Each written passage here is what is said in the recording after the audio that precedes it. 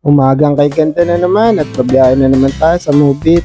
Tara, samahan niyo ako sa magiging biyahe natin para ngayong araw. Kahit kabi-kabilangang aksidente ang nangyayari sa platform na ito, papakita ko sa inyong ligtas ang pagbabiyahe rito na merong matitinong riders dito sa platform na ito.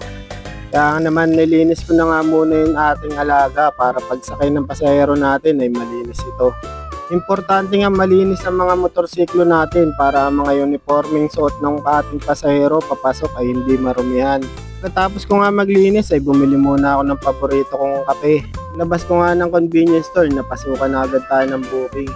Di naman kalayuan ng pick-up location nito sa may Lacson Avenue lang. Agad ko nga pinuntahan si mama at inabutan ng shower cap. Sinanitas ko na rin ang helmet at inabot ko sa kanya. Pagsakay naman niya rito ay agad rin kaming umandar. Medyo madilim pa nga niya kaya di mahirap ang biyahe. Nakasabay ko pa nga ito si Pops, walang side mirror at nakakas pa. Kaya hindi ko maitatanggi, maraming aksidente rito sa platform na ito. Kasi nga sa mga kagaya ni Pops na ganyan parang kala mo hindi nag-seminar. Pero kahit ganun, mag-iingat kayo palagi sa inyong biyahe. Ride safe sa'yo, Pops, at sa pasahero mo. Ilan saglit nga lang, nakarating rin kami agad ng pasahero ko sa kanyang destinasyon. Mula Sampaloc to Makati nga ang ating naging biyahe. Pagbaba nga dyan ni ma'am, ay binayaran tayo ng 115 pesos ni ma'am. 113 lang ang fare ni ma'am, pero may tip tayong 2 piso. At ito naman yung pangalawa natin pasahero. Pagbaba nga ni ma'am, ay pinasukan din agad tayo. Di nga malayo sa pinag-drop-opan natin ng una nating pasahero andun lang ang lokasyon ng ating pasahero ngayon.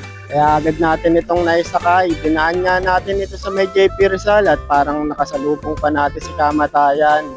Kala ata ni Pops ay one way yun dahil maliwanag na. Kung pinilit nga natin yung karapatan natin dun at di tayo miiwas, sigurado support tayo dun.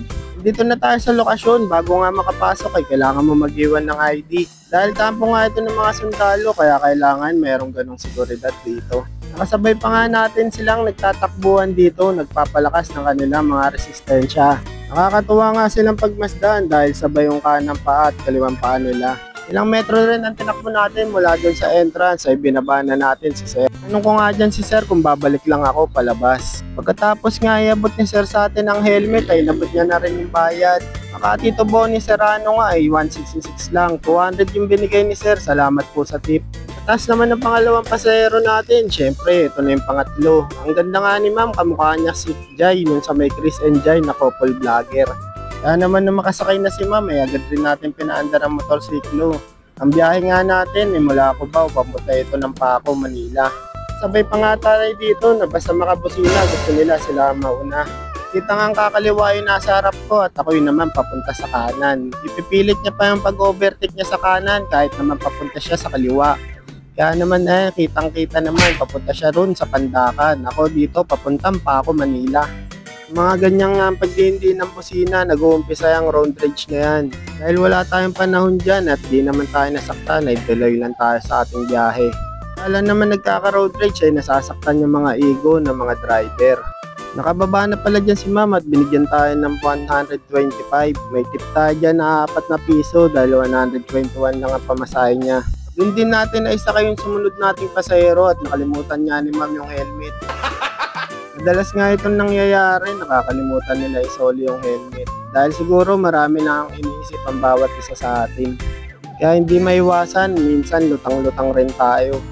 Dahil sa responsibilidad na ating inaharap. At dito nga, napadpad na ako sa Makati para sa pang-8 pasahero natin. Napakainit nga niyan at silaw na ako dyan.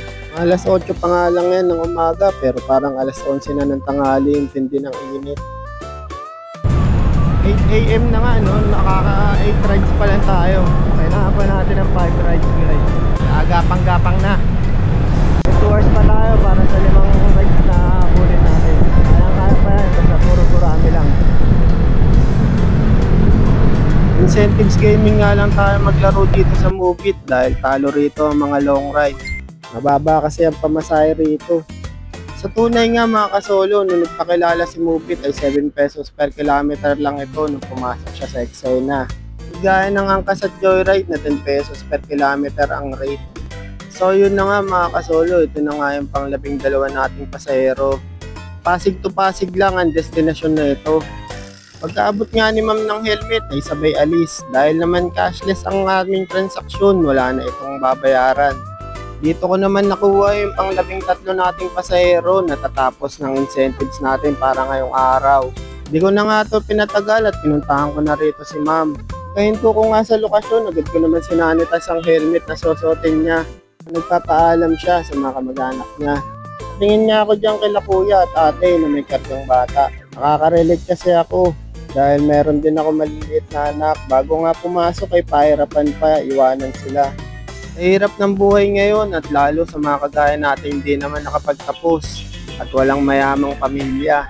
Literal na from zero nga ang umpisa sa pagbubuo ng pamilya. Ay kailangan dalawa kayong mag-asawa ang kakayod sa panahon ngayon. Dahil napakamahal nga lahat ng bilihin. Mahirap nga kitain ng pera ngayon. Malaki ka nga kumita, mabilis rin naman niya mauubos. Kaya lagi ka maging humble, huwag ka maging hambog. Pag medyo guminhawa ka, nakahawa ka ng pera. Huwag kang lilipad, itapak mo lang lagi yung paa mo sa lupa.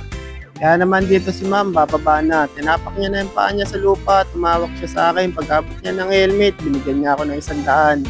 58 pesos lang ang pamasahin ni ma'am, kaya mahigpit tayo sa kanya. Araw nga pala ito ng Biyernes, o April 25. Arawan nga pala ito ng bida, pero pinili kong bumiyahe. Kaya ako nakaabot ka sa punto ng video na to, maraming salamat sa iyo. Shoutout na rin pala sa laging nanonood sa atin. Kay Ermar Zaragoza, pag kailangan nyo nga ng bulaklak, siya lang hanapin nyo sa Dangwa. Shoutout din kay Paps ninyo, pag naghanap tayo ng makakainan sa UST, Garahe Grill lang ang kanyang puntahan.